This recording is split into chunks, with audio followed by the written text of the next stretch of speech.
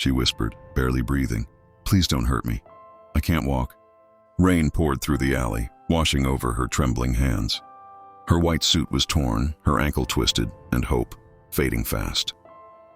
Then footsteps slow, heavy, coming closer. But before the shadow reached her, another voice cut through the storm. The man froze and then vanished into the night. That's the moment Layla Morgan's life changed forever. Her rescuer's name was Darius Cole, a single father, a former firefighter who once ran into burning buildings to save strangers.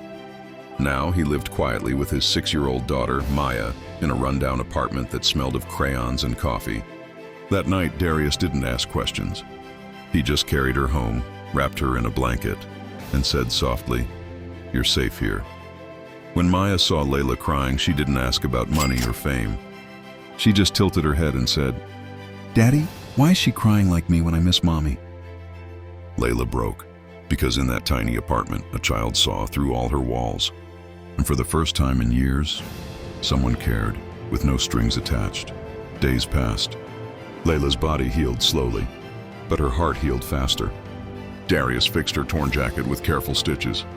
He brewed ginger tea for her pain. And one morning, Maya handed Layla a crayon drawing, 3 stick figures, a man, a little girl, and a woman drawn in purple. "That's you," Maya said. "You belong with us." Layla smiled through tears. She had spent her whole life building empires, but never a home. Then one morning, the past came knocking. Reporters, cameras. Her fiancé, the man she ran from, trying to pull her back into the empire she escaped. They offered her millions, her old title, her old life. Layla looked at the offer, then looked at the little crayon drawing on the fridge, and she said no.